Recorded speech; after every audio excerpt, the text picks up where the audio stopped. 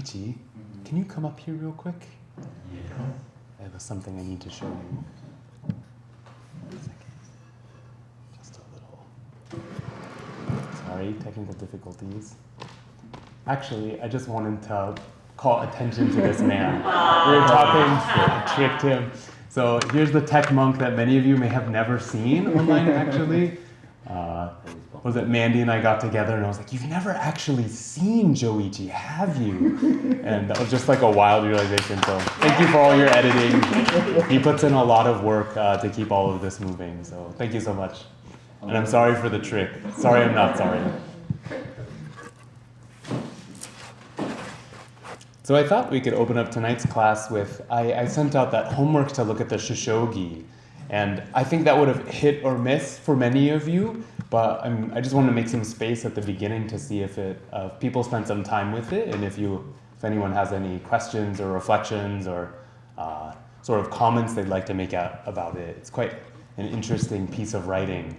And for those who may not have read, I sent out a pretty large blip about it, and it was formed basically a time, Ejo sort of described it was complete mayhem in Japan. They were modernizing as fast as they could.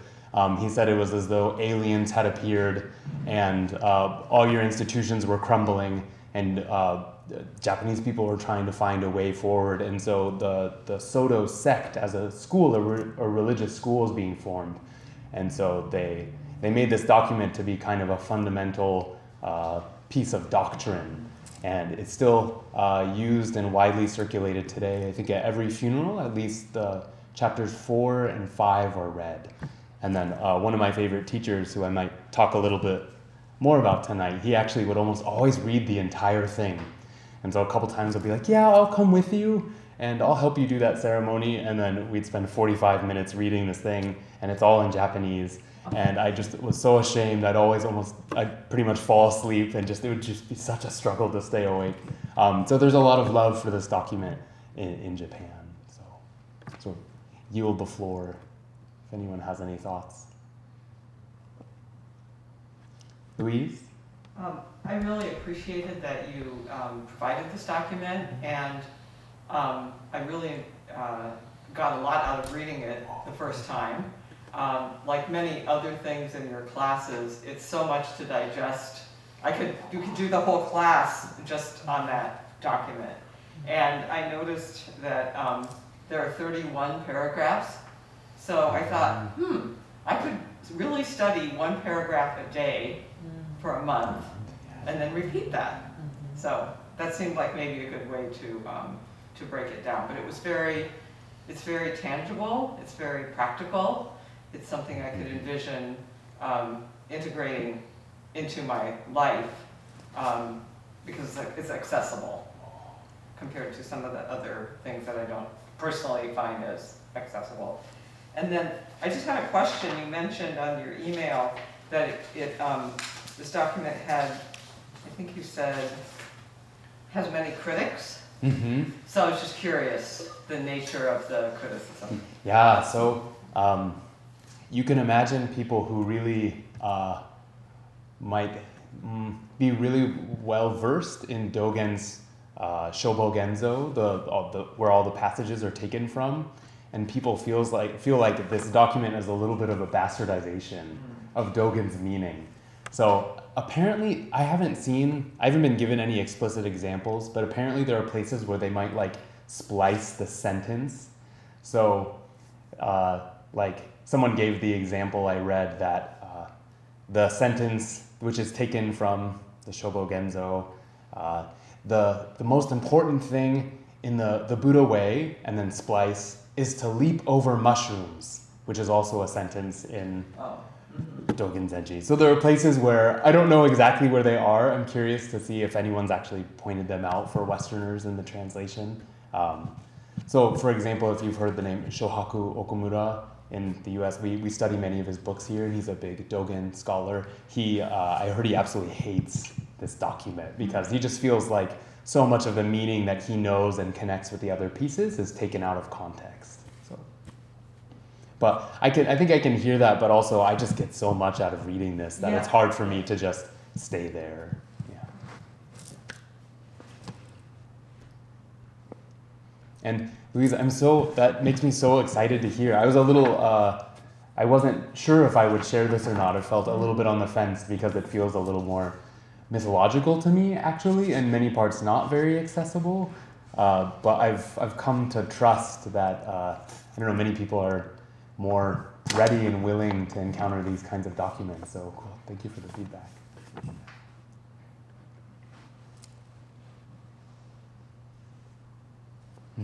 I like the references. Oops, sorry. Yeah, maybe we'll go Sarah in the hall, and then. Okay. Go ahead. I was gonna say, I like the references in here about repentance because it's been really hard for me to be okay with that. Mm-hmm. I come from a very Protestant background, and the idea of repentance, especially in front of people and accounting to a group, is really difficult because to me that was like the ultimate control that priests had in the Catholic Church, was that they were able to have a lot of power over people because they would confess their sins to this person, and there was a lot of abuse because of that. So it's hard for me to get into the concept of repentance as being something that is okay to do, that is actually useful and not just a control of people in a religion. So there was something in this that was comforting, the way that it was explained about helping you karmically in a way that I just hadn't connected with yet. So I appreciate that in here, because that had been a real struggle to be like, yeah, I could go repent. No. That's not my thing. Yeah, I think one of the lines when they're talking about that is that it, no matter what, you have to pay for your wrong deeds, but repentance lessens the karmic effect. It's kind of like, oh, there's a mechanism going on here, and I found reading that's really oddly satisfying to me. Yeah. It's not as nebulous as we think it is, but there's real postures and things we can do to help, clean ourselves out and come back to a place of equanimity. Right, and I'm still not 100% there with the whole repentance thing, but this was helpful. I think few people are. Yeah. Perhaps. Cool, thanks for sharing. Go ahead, Jacob. So, I had some real mixed feelings about this document. Some of the passages were really, really beautiful, and I really appreciated them, and was able to draw a lot from them in the couple times that I kind of went through it. But some of the passages just really felt it.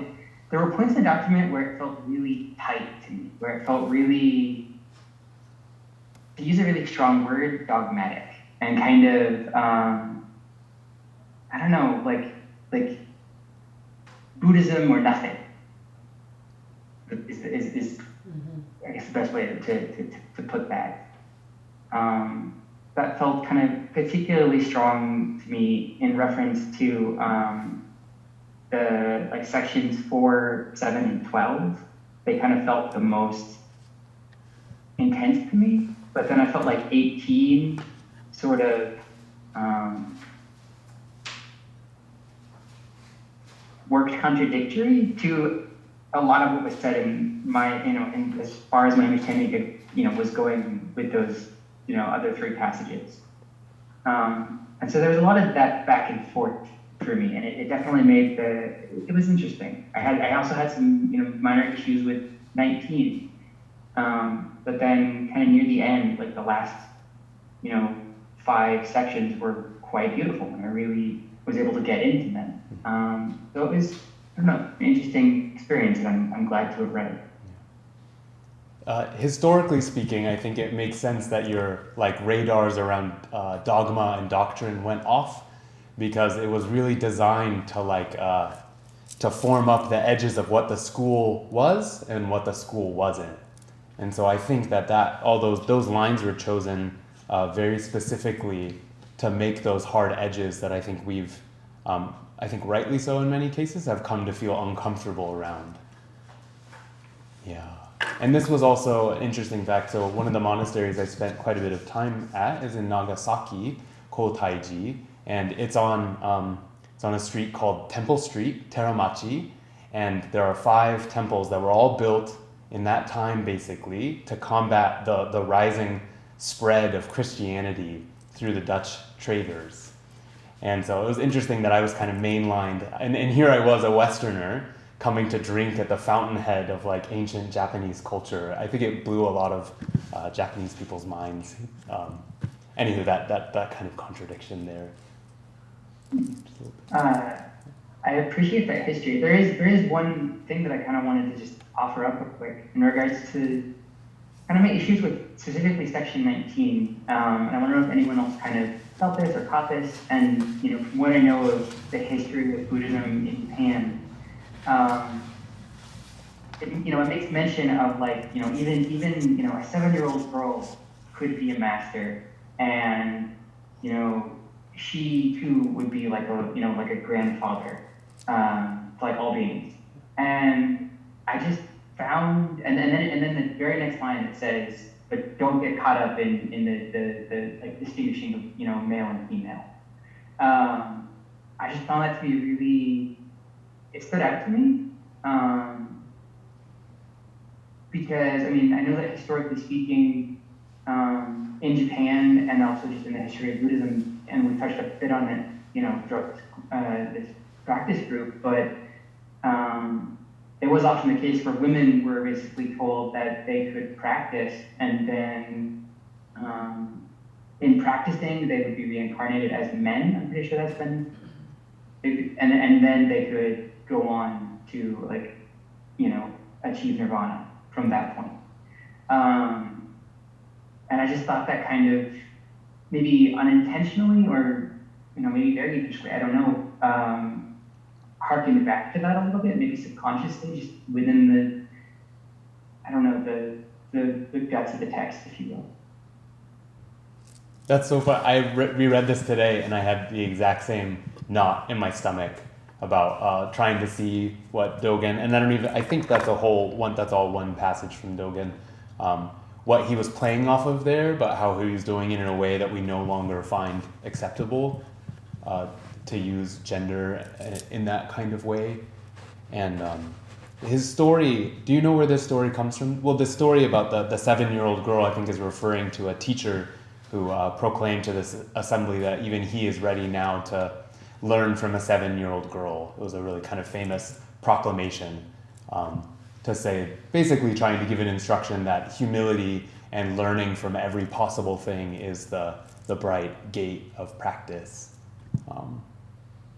But I also feel very uncomfortable and appreciate you coming forward and talking about that. GKA? I was actually going to bring up that passage for the opposite concern. That's one of the few places in our specific tradition that where someone calls out directly that a 7-year-old girl, that a female could be an enlightened being, and you shouldn't make a distinction between gender. And the fact that in the 1890s they chose to include that passage of all the things they could have out of the Genjo, I thought that was wonderful. Like one of the few places that the possibility of women's enlightenment is ever even touched on in the specific Soto Zen lineage, and I really appreciated it. Mm-hmm. Oh, isn't it so good that we share with each other? Oh, thank you, Judy. I think someone else might be jumping in online, Sarah. Rincho, were you going to say something? Oh, okay. Sarah, do you want to? I was just going to say, it seems like what was just pointed out about that passage seems like a contradiction that started with the very beginnings of Buddhism, because the stuff that I had sent you, the Buddha had said, like, yes, women can gain enlightenment. And then when he was asked by his aunt that raised him 5 times whether he would let her be a nun and start training, he turned her down every time until a man asked for her. Ananda asked for her. Am I right? I think I have this right.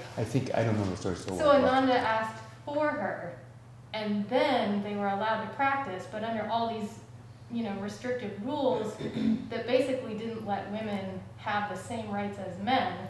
Even though the Buddha was okay with taking down the caste system, he wasn't okay with completely dismantling how women were treated. So it's interesting that it seems like the contradiction of saying that women can gain enlightenment, then at the same time saying they aren't really totally equal, has been there since the very beginning, which for me has been a struggle to be like, oh yeah, okay, sure, that all fits, because I don't feel like it does. I don't understand how it works, I don't understand how it fits, but I think what you're seeing in this is actually a reflection of that. I agree. Yeah, it hurts.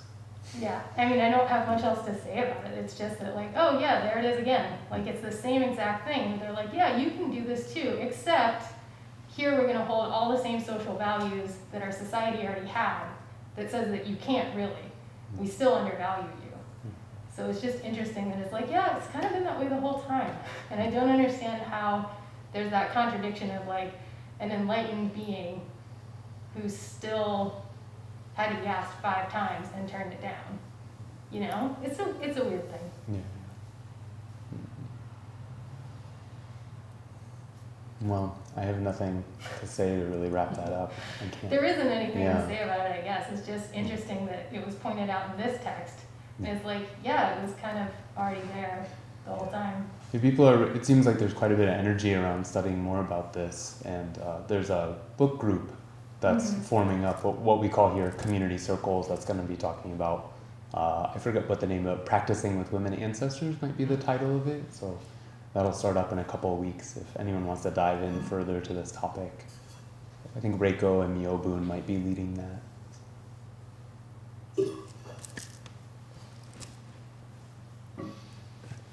Alright, well I think we'll close up the Shishogi for now. So glad people seem to shake people up in certain ways. And now here we are at the last class. So over a month and a half. I've been saying for a couple of weeks now, it's like, oh, I'm going to give this presentation. There's something I'm really excited to talk about. I'm going to give this presentation about ethical sensitivity, which I'm clearly really excited about. However, it doesn't feel like the right time as the last class. And so I've decided against it. Basically, I think I've already said everything I feel super inspired about, just haven't taken up much time to present on that idea specifically. It seems like we have plenty of seeds in the soil, so to speak, and that I'd like to spend this class, much of this class, really emulating sort of what we did last class. I don't know about all of you, but the last class was really nourishing for me to hear everyone share their wisdom.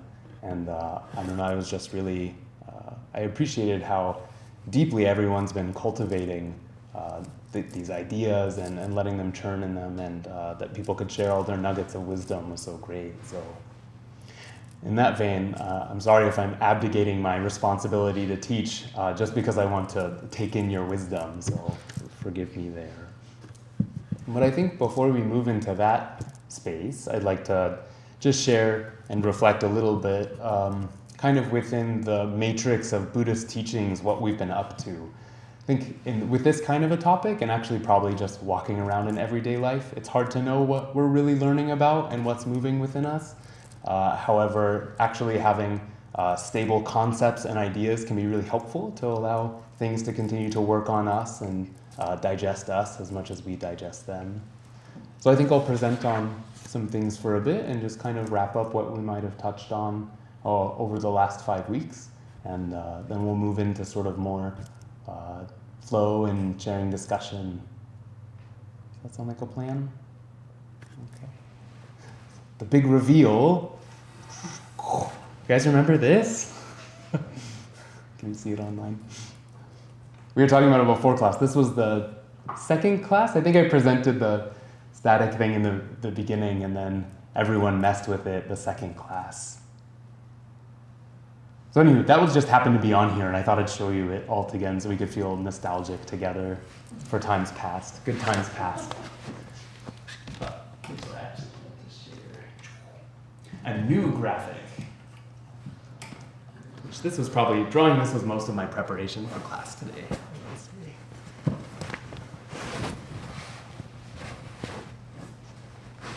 So,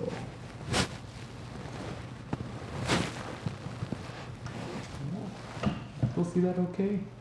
Online, more or less? All right. So, in terms of thinking about sila, or virtue, or ethics, one of the main formations of the path that we had talked about was this kind of what's commonly referred to as the Threefold Trainings. So that in the Four Noble Truths, the last of which was called path, which was the way out of suffering towards nirvana, the way to enact nirvana. And the way to break up that path in its simplistic form was these three sort of baskets that the teachings were saying. You have to cultivate these qualities, and that will lead one out of ignorance and towards awakening. So those are samadhi, concentration, prajna, or wisdom, and sila, which is ethics or virtue. So the path at the center, sort of animating all of those. And if you remember, something that I talk about again and again was that anytime we're talking about one, we're really talking about the other two behind it as well, that they're bolstered and supported and essentially made up of the other two, sort of hidden behind it. And I think I really feel that kind of image deepens something for me quite a bit when I think of each of those in that light. And so sila, as it's been offered to us in this particular tradition, has been the 16 Bodhisattva precepts. So if you remember one of the classes, I gave a long narrative about the trajectory over thousands and thousands of years of how we've ended up with that, with various cultural, religious, and political intrigues and cultural flows that have come to us here now as Westerners in America receiving this tradition.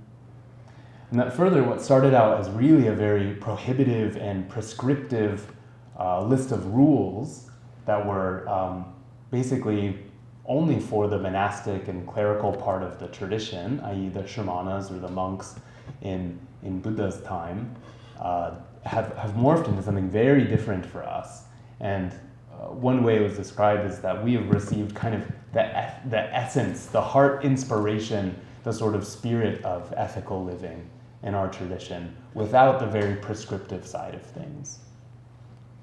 And as I was thinking about that, I actually appreciated thinking about it also as that we're directly entrusted with a perfect and magnanimous heart, like right from the get-go.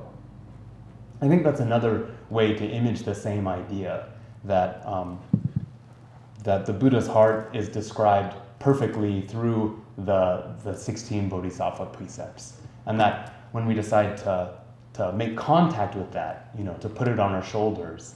I don't know if you all know this, but one of the reasons why the shoulder on my robes are often bared, when I'm wearing my full-size robe, the right shoulder is bared, and that was a symbol of a monk saying that they're willing to put weight on their shoulder and carry what's offered, like a palanquin. I think that's what that's called, right? People carry around royal people. And so in that sense, the right shoulder is always bared before one asks a question to the Buddha. And so I think in a sense, we're being offered from the get-go something full and complete that includes us from the beginning. And as we develop a relationship with that, learn to become sensitive to all those strings that are already within our hearts, then we move towards that and are ferried along by those precepts. So they take care of us as much as we're asked to take care of them. And through Jukai, in our tradition, so people who you see walking around with these, and I know many people in this class are interested in taking this ceremony, this is the ceremony where you are added to the lineage, actually. You become part of the taking care of the tradition throughout time and space. And the way that's done is by taking up the ethical code. And we also spent a lot of time with the 3 pure precepts, which for me are the most exciting and interesting parts of the Bodhisattva precepts. And that was the cease doing evil or maintain codes and forms. And the way we sort of colloquially talked about that was to stop. just take it at face value. You don't need to know anymore. Just holster that idea if it's contrary. Just stop. And second, to cultivate good. And I like the language of pour out goodness. Be willing to go that next step and cultivate the not just stop, but what is being offered and what beneficial qualities can be offered to yourself and other living beings. And then lastly, kind of the kicker of all of it is embracing living beings. And so they're really an invitation to the mess of it all. That it's never just going to be as clean as the just stop and the do good, right? There's going to be so much gray area that's going to tug on our heart in one way or another, or 40 all at once. And you're invited to say you have to go there if you're going to really cultivate kind of the next level of being able to take care of what's entrusted to you.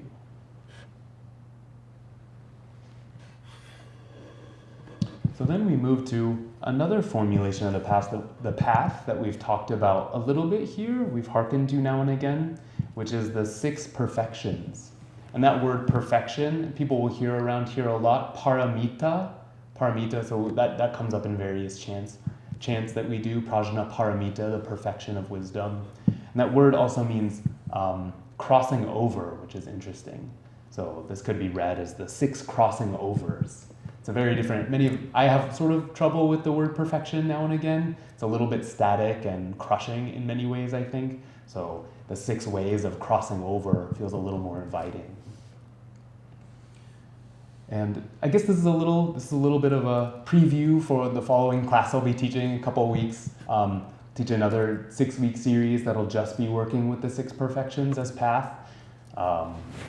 But there's a point in there, and this will be an important part of that class, but also it bears on what we've been talking about here. How this is laid out of generosity, ethics, patience, vigor, concentration, and wisdom. Those are those 6 qualities of awakening. And there's a coupling situation where generosity and ethics, patience and vigor, concentration and wisdom, each of those pairings have a particular kind of potency. Like anything in Buddhism, you're going to encounter a list of numbers, and then someone's going to say, well, if you talk about one, you're talking about them all. If you're talking about them all, you're talking about one. It's beautiful and annoying all in one. And another formulation of that is that each 2 have particular bearing on each other. And for our conversations, so generosity and ethics. I think at GTA, a couple of classes ago, you spoke to this explicitly, that in keeping in refraining from certain activities, we are really actually giving a gift to all beings. And I believe I sent this out in the homework, but in case you didn't encounter it, I just want to read a piece of a sutra in the Pali Canon that talks about this exactly. So the short sutra is called the 5 Faultless Gifts. And those 5 faultless gifts correspond directly to the first 5 precepts. Not killing, not stealing, not lying, not misusing sexuality, not indulging in intoxicants. So this is about the second one, not stealing. So furthermore, abandoning stealing, the disciple of the noble ones abstains from taking what is not given. In doing so, she gives freedom from danger, freedom from animosity, freedom from oppression, to limitless numbers of beings.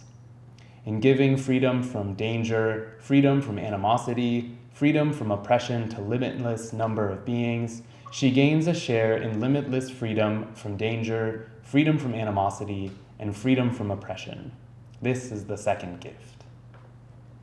So really love that language there, the marrying together of when it's given outward, you actually, for your own self, you earn a portion of that. It's really interesting. It's quite tactile in a certain way. You get a little chunk of whatever you've given away that stays sort of in your court, so to speak.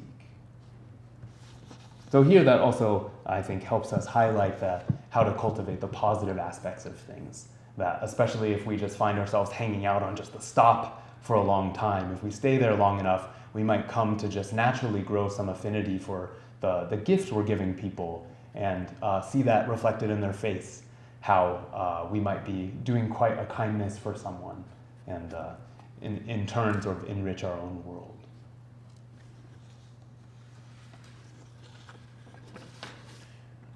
And so in terms of the kind of overall laid out situation of Buddhist teachings, that's about the ground we covered.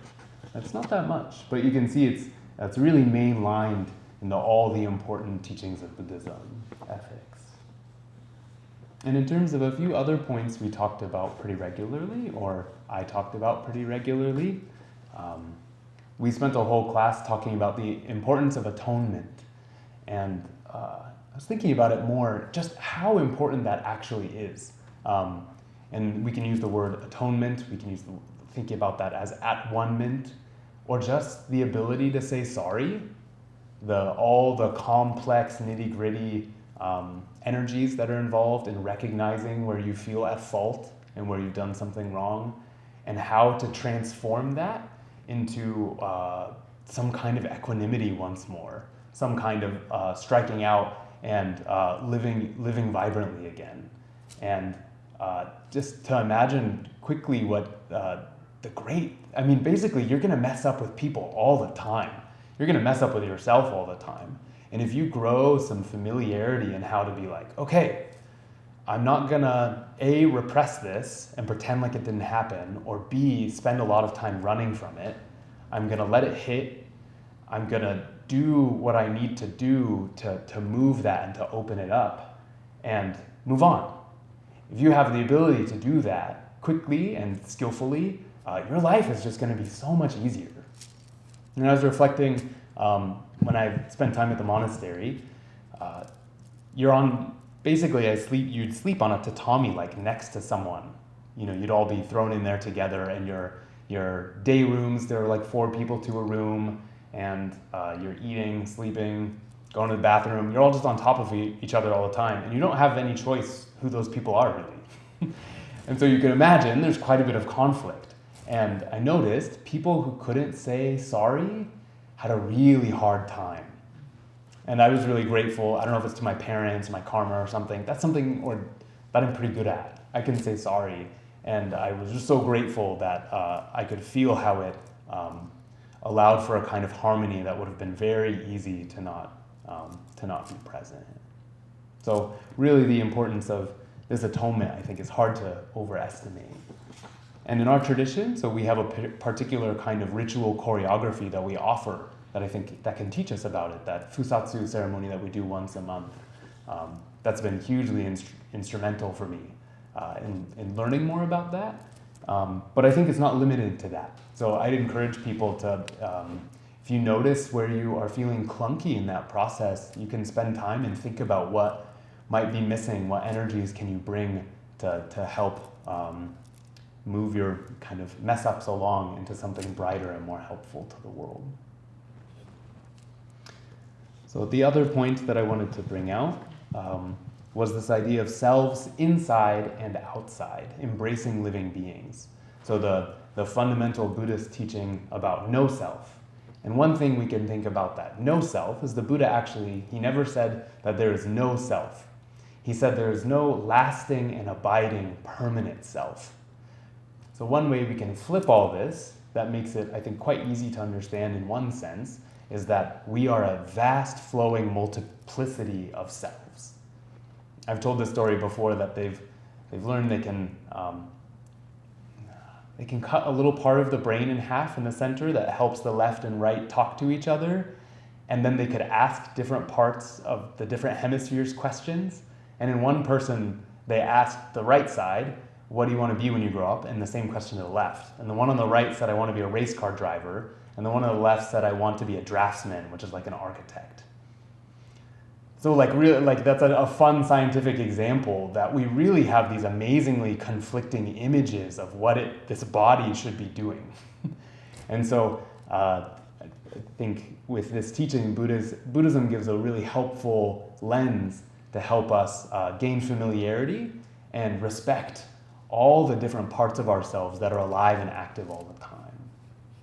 And one example in my own life of this is I went shopping at Costco a couple months ago. People go shopping at Costco? I had a really intense reaction being there. a part of me was like, this is amazing. Like these avocados, they're so cheap and they're so big. And like everyone's so like functional, and like the warehouse is huge. Like this is how we should do things as humans, like efficiency, like power, get it all done, get people in and out. And part of that was really satisfying to me. And then another part of me was really terrified. I was like, oh no, I want smaller avocados. I want there to be a blemish on them. The amount of plastic in this building, the sense of human power controlling the world to bring this streamlined nature to me in such a simple way was really frightening. And in the past, I think I would often have kind of like a feeling that I needed to crush the part of me that liked that thought it was like okay and I wanted to live this, like, oh, I'm a good Eugenian monk, like I have to be simple and not like that kind of thing. But with the lens that can be like, oh, I have these different values and they're moving through me at the same time. I think it doesn't prevent me making an ethical decision not to shop there, but I also don't have to demonize a part of me at the same time or shut it down. I can recognize and appreciate human achievements in other places. And to keep that forward movement there, I think makes a real big difference in how we move in the world day to day. So in a sense, I said last class something about having the courage to desire with your whole self and to be in touch with all those parts of yourself and not be afraid of feeling full of many different feelings at once. So I think that's a really important of that idea of ethical sensitivity that I think is so important and nourishing through this perspective of ethics through a Buddhist lens.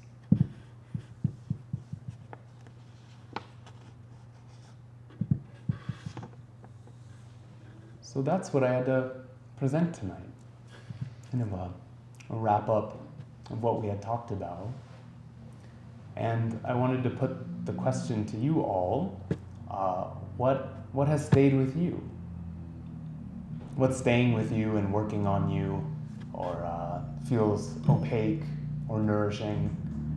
Whatever bone you have to pick with an idea, please feel free to jump in and share. We have about a half an hour, so thanks for listening to me, and let's transition. Go to Aaron. I'll start. I appreciate the last bit about multiple selves. I think I have a similar struggle. So I like the idea of sticking with that idea and like exploring that. It's been 6 weeks. I still can't wrap my head around codes and forms. So if you had a moment to just elaborate, like even just stop. If you could provide some more context, that would be great. Codes and forms is a code word that says like, I'm signing up to take on this, we could take it from the prohibited, like these no's, these rules. I'm signing up to take up the rules. It's basically saying, I'm actually gonna agree to the rules. Like embracing codes and forms. The codes and forms are themselves the precepts. Okay. Yeah. Does that make sense? It's kind of a funny one. That makes sense. Yeah. I'm just curious, when you've also referred to it as just stop, can you like just stop doing the other thing? Like Yeah, because they're phrased like do not kill, do not steal, do not lie. That the just stop is like I just hear that and I've embraced the code and form and I don't do that thing. Like I think almost all of us maybe like you think you're in a conversation and you have a sense like, oh, I'm gonna sort of like gossip about someone real quick, and you have a little red flag that goes off that's like that only leads to problems, or I know that's not a good thing I want to do, and so you get this little red flag and then you don't think about that any further, you just stop. So I think thinking of the codes as that, or you're gonna, I don't know, smash a bug, you want to eat meat, if these are lines of where you play with don't kill, and you just have that, a slight little flash go off and you just stop. Yeah. And actually, can I say something more about the multiple selves? Mandy, who's not here tonight, she came by and we had tea together, and we were talking about, I have a fairly regular practice of if I find a self in my being that's off kilter, to just talk to it, talk to them. And it's amazing. It's like when you're on your A game hanging out with a child and you bring your full self to want to understand and like ask with curiosity, not like, oh, you're afraid again, or oh, you're sad again, you know you did this wrong. Don't you like all the subtle ways we are like guilt tripping and like beating up all these pieces of ourselves? I mean, it almost makes me want to cry how much I live like that. Compared to when I'm at my best with another human being, and it almost always has to be a child because I'm not that generous to adults for some reason. When you see a child and you just say like, I trust you're like whole and you have a reason for this, and I want to hold you in whatever like wounding you're experiencing right now. I think we actually have the ability to meet all the beings within us with that kind of like courageous curiosity and love. And so I think that feels a really vital part of this kind of heuristic of thinking about multiple selves between us. So I just want to offer that. Can I just jump in one and then I'll stop? Yeah. There have been some friends and coworkers that we've kind of had that energy of like noticing when we've sort of been down on ourselves. And this phrase that keeps being passed around, and it just makes each other smile, that like if you were doing that to me, saying, oh, I can't believe I did this, and just sort of listing sort of the moments of, you're getting down on yourself for doing X, Y, and Z, and then me as the friend saying, hey Genjo, can you do me a favor and take it easy on my friend Genjo? Aww. And it's just sort of this like, Yeah. I don't know, it's been helpful in ours, like that That's same so sense sweet. of like Yeah, this yeah. other, take care of yourself. So. Such a simple mirror to hold up to Yeah. someone. Yeah. Yeah. Oh, thank you. And feel free, I'd love to have a space where people are jumping in pretty freely. Maybe GKA online and then Eric in the hall. Continuing on that theme, I've been thinking a lot about that, the way I try to accommodate and crush parts of myself, and that there's always that splitting into what's good and what I want to get rid of, and that's really rich for me right now. And there was one thing that you said that I thought was so important in one of the functions of ethics in these three baskets of samadhi and prajna and sila is when you said you're talking about multiple selves in Costco and not needing to demonize the part of you that liked it, and then that doesn't stop me from making an ethical decision. That having those precepts and those codes and forms that we practice with helps us know how to move forward. When prajna is opening wide up and you feel like everything belongs and all this multiplicity is there, how do we move forward? Where do we stand? And feel that this is how you move forward. And if you're not sure, just lean on those codes. And that's such an important function of not how it crushes our behavior, but how it supports us in moving in a liberated way. Yeah. And I think further in there, in terms of making that ethical decision, so I worked with kids quite a bit. I worked at a summer camp for 4 years and mannied for a year with 4 boys who were ages 3, 6, 7, and 7. It was a pretty vibrant experience.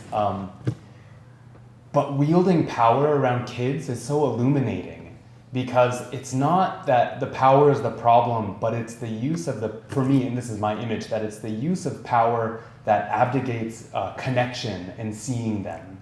So like to be like, oh, I totally see where you're coming from. You really want to watch that movie. I do too. Like that would be awesome. But right now we have to do X, Y, and Z. So can we work together? I mean, mom's going to be pissed if we don't do this. Like you align and you see them, and yet you still have to say, and we're going this direction. And I don't know for how many years I've just like tried to shut off parts of myself by saying, you're just wrong. Like if you just drop the you're just wrong and this is the way we have to go, the part of you inside of you, I think literally says, fuck you. And you feel that, and you feel the disconnection, and then you live with that. And there's a interior battle that's taking place. And I think with the sensitivity, we can grow to say, we can keep compassionate connection and move forward. And then also sometimes just like have a great time going to Costco. Like you can also do that. Well, thanks, GK. So, Eric? Yeah, I think something that's been quite liberating for me has been listening to Ty. He talks a lot about being compassionate to those selves you may have, whether it's your angry self and treating it like you said, like a mother would treat a child, taking care of it. I think I almost feel a contradiction when I think about I'm not sure. One of the precepts talks about anger, right? Or not indulging in anger. Yeah. Which almost feels like those types of feelings can produce evil in some way. So my default reaction is to say, oh, just stop. You're wrong. You're angry. Just don't. Whereas, it was liberating to be like, oh, actually, I don't just have to shut down this part of myself. I can try to listen to it, try to, hold that feeling inside with compassion and transform it into something, I'm gonna maybe to extend about that. One of my favorite authors right now, or psychologists or mythologists, James Hillman, he talks about how it's actually vital that we rage against our soulless world. And that I think it's very easy if we're in a Buddhist tradition to look up at the altar and it's like, wow, everyone's just serene and stoked, particularly in the West and in Zen Buddhism and some forms of Buddhism, they're always a tranquil figure. But to also allow our imagination to know that anger in the right situation is, you actually have to be able to go there too. And it takes real wisdom and skill to be able to do that, but it should always be on the table for what kind of importance that could have in any moment. So exactly, I think you're not alone in that, just like, oh, well, it's got to be wrong, I just can't do this.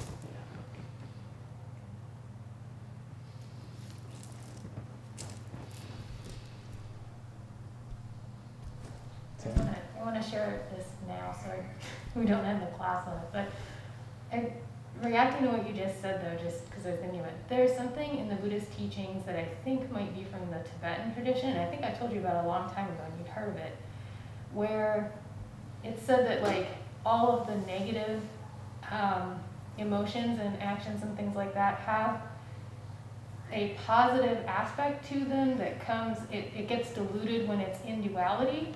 So like anger is wanting to reflect, it's like the mirror mind, it's wanting to reflect something and show a truth. That's the positive aspect of it that then gets turned into anger in the realm that we live in. And then there's jealousy is like the all-accomplishing aspect, like you can look at it from that side too. So I don't know, do you remember that? I think you've heard of that before. Yeah.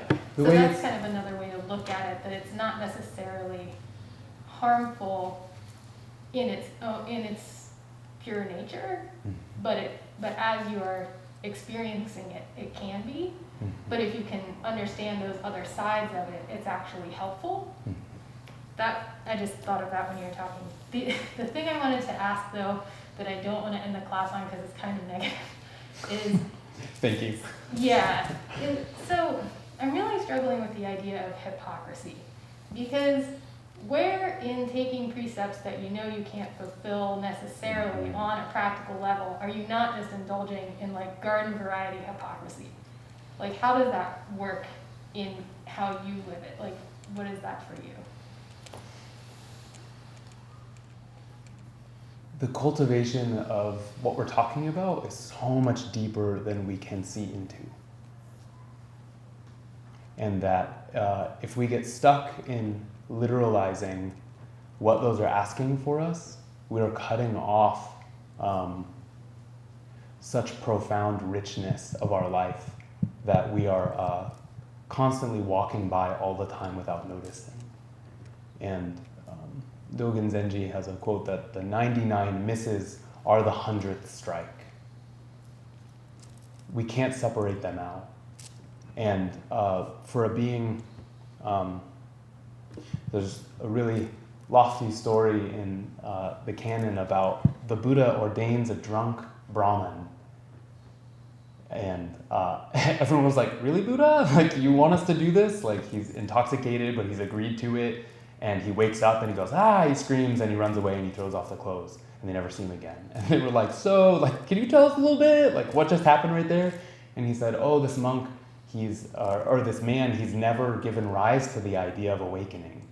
But now that he's done this and we enacted that with him, it'll be the cause of him living an awakened life and starting to walk the path. And so I think we're going to be ripe with hypocrisy if we try and put our vision on living a beautiful life.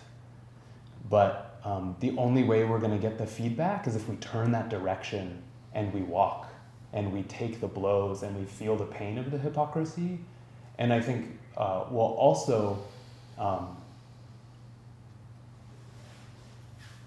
find out many things we thought were hypocrisy maybe weren't at the same time. And we'll be challenged through embracing living beings, to expand our heart beyond by what we thought was possible.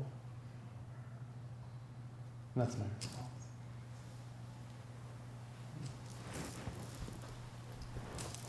Do you want to say anything back, actually? No. I don't want to just like bow you out. No, I appreciate that. Thank you. Yeah, because that makes sense in a lot of ways. That's just been a struggle to be like, well, how do you vow to something you know you can't do, but it's not just you being a hypocrite and saying you're going to do it and then not doing it because you can't. But I think I see the richer sides to it as well. Mm-hmm. I still think there's part of me that's kind of stuck on that, but then I can see that there could be more underneath that too. Yeah. So that's helpful, and it's nice to hear how you see it because you're living that. So that's nice. Well, actually, I was going to speak something I was going to say tonight. Mirrors that a little bit. There's a phrase that's really inspiring to me from a writing by one of our ancestors, Sekito Kisen, and he says, "Let go of hundreds of years and relax completely. Open your hands and walk innocent. Thousands of words, myriad interpretations are only to free you from obstructions. If you want to know the undying person in the hut, don't separate from the skin bag here and now." And what I was going to say about it is that let go of hundreds of years and relax completely. Open your hands and walk innocent. I think for a long time, I had an image that I could just do that. Like, I could be the innocent one walking. I could just open up my hands. And through this class and through my own kind of practice, realizing more and more, I think it's asking me to be dirty. Like, the innocence is actually like, I really just open my hands and I realize what a mess I am all the time. That's the relaxing completely. That's the letting go of 100 years, is being offered the primary material of my delusion, that without recognizing that and receiving it fully and taking on the ridiculous commitment to be a Buddha, like utterly ridiculous, that I can receive that dirtiness in a different kind of way. Yeah, that it's fine the way it is. Yeah. That's yeah. okay. Yeah. Yeah. And that I think you're not meaning that the fine the way it is, like it's fine, I don't have to do anything. No, but that, like an essential level. yeah. Yeah. Say more. Well, the essential level that you don't have to change things for them to be okay, or it's very hard to explain, because everything, if you look at it from the dualistic perspective, then there is okay and not okay. There's right and there's wrong.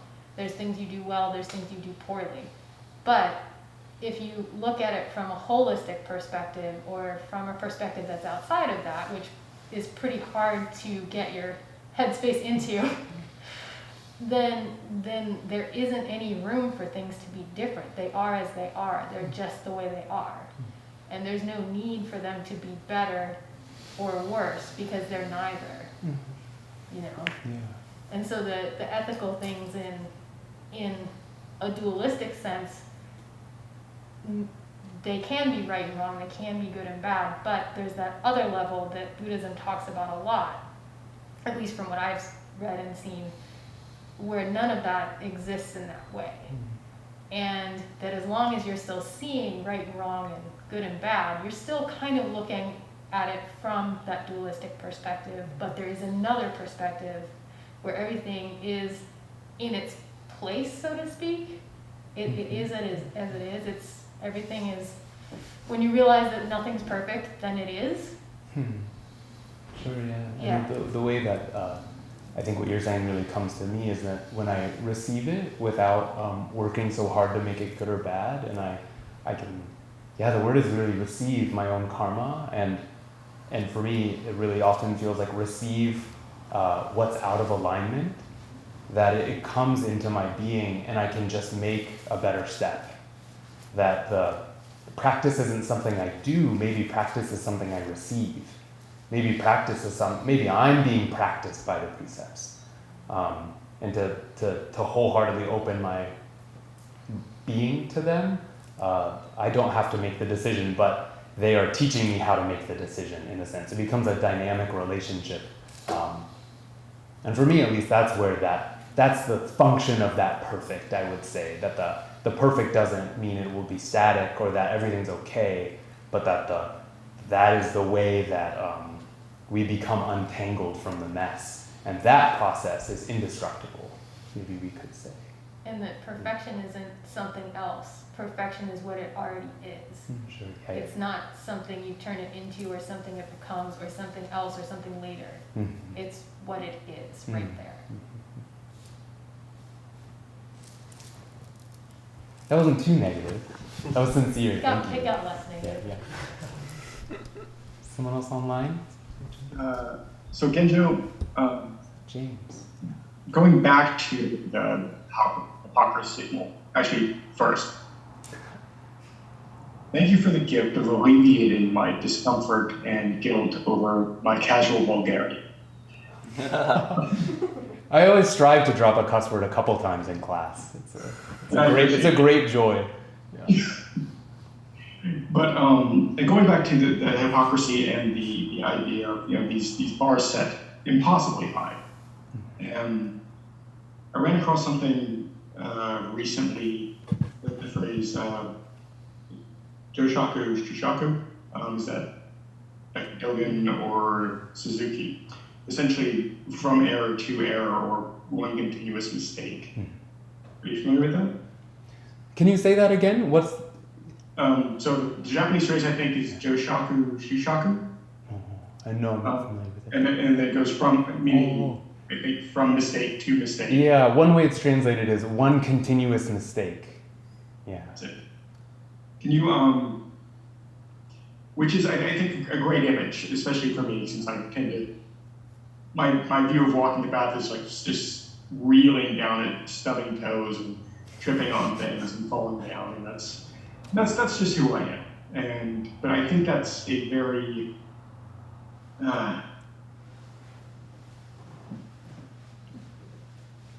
forgiving way of looking at things.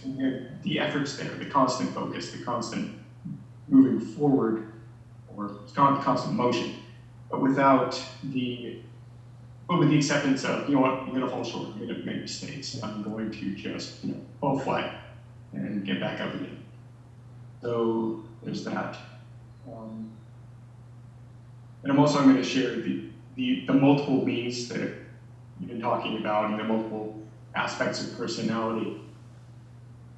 Years ago, there was a cartoon called Calvin and Hobbes. A few times in that would be the inside of Calvin's head, which is a bunch of little Calvins, all in a constant brawl over who was running the controls on who drove the body, which I think is an absolute... That's great. Will you find that and send that to me? I'll see if I can find it. Sweet, and then I'll send it to everyone. It's probably easily 20 years old at this point. But, that sounds like potent dharma. One thing, I'll run with that continuous mistake. I wanted to tell a story about one of my favorite teachers in Japan. he was a very high-ranking roshi or teacher at the head monastery. And what they do is they'll rotate those every 4 years. So he was there for 4 years doing that. And I have to back up really far. So that's who he was. He became, very elevated in this way. But when he was at Eiheiji, the head monastery, 50 years before that, a young monk, he joined the group. Basically, you get separated into kind of work dorms. So he joined the work dorm that was responsible for serving guests. They're called a jisha ryo. And so he joined that, and he said he was relentlessly scolded. Just like for everything he did. And he just couldn't do anything right. A cup of tea, it was like slightly off. It had to be over here, to the right, to the left. And he would always be like, yes, okay, yes, I'll do it, okay. Thank you so much. Okay, hi, wakarimashita, I understand, hi. And he said that just went on for a month, relentlessly. And then he said at the end of a month, it just totally stopped. Everyone, whoever it was, if it was the teachers and everyone above him as seniors, just totally backed off and didn't say anything anymore. And he said he actually missed the scolding. He missed kind of being held by the pointing, the relentless pointing. And I was so tickled by that story. He is so humble and smiles with his whole being and also can be very sharp at the same time. But I think what was happening in, what we might characterize right away as like, overly masculine, hierarchically dominant, gross place, like going on, say, monastic training. And sure, there's probably lots of unhealthy things happening. But I think another thing that was happening is the process of our own psychological heart path. We're being scolded all the time. We're being scolded by the way and taught. And that was externalized for him. The practices, and I would say this actually happens in monastic training, that gets externalized and you have to pay attention to it.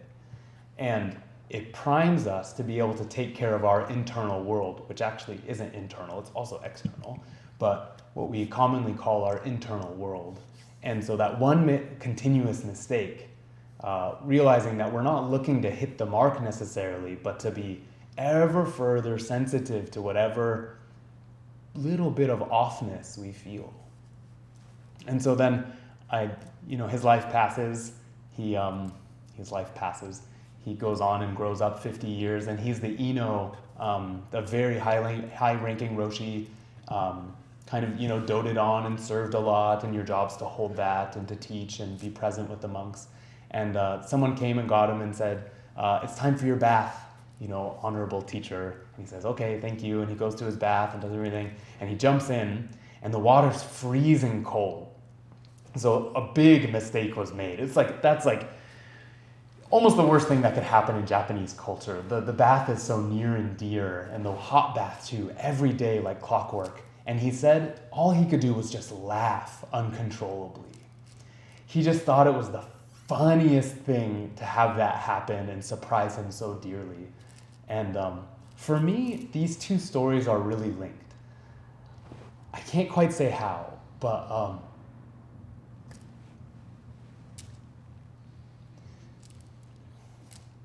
his willingness to be so sincere and to receive the feedback. And even when you get totally one-upped and like something goes terribly wrong and he could have scolded the bejesus out of those kids who messed up, all he could do was laugh. And I don't know, for me that's just a really potent image of what kind of heart we can cultivate when we become sensitive to things and learn to take our licks. As we can. It doesn't mean become an iron monk or forge your idea of a saint onto yourself, but learn to really receive what our own heart and the world has to teach us. We can become magnanimous in a certain way that I aspire to. That. So thanks. That was the big story I really wanted to share with you all tonight. So thanks for that lead in, James. We have time for a few minutes, and I'm planning for us to probably go over a few minutes tonight. It's our last class. So if anyone wants to jump in.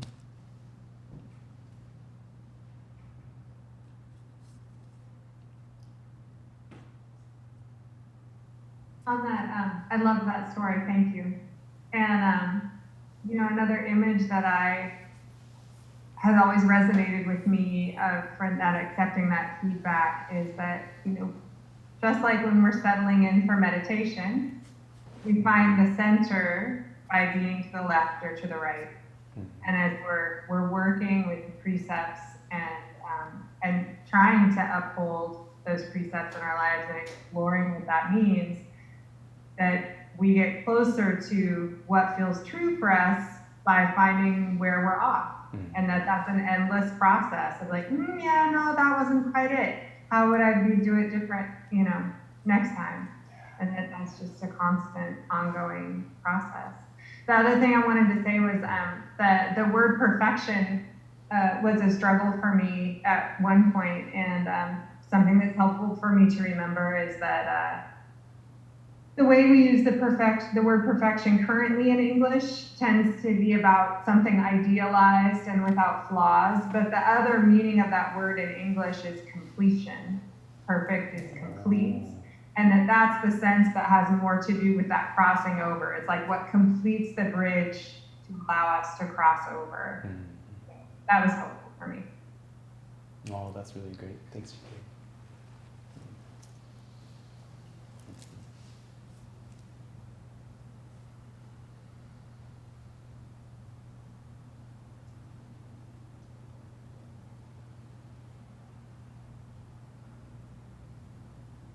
What do you think, you all? Can we tease out a couple people who haven't spoken yet? Put you on the spot?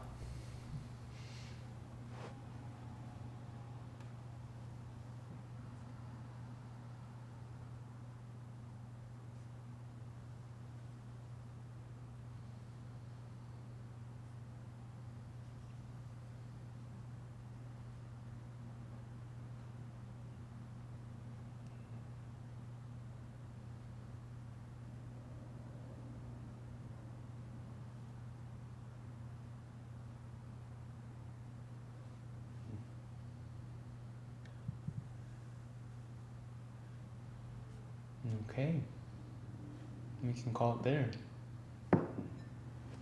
Well, thank you so much, everyone. This has been such a delight to spend time with you, and I feel I've learned a lot personally. So, hope this time has been worthwhile to you, and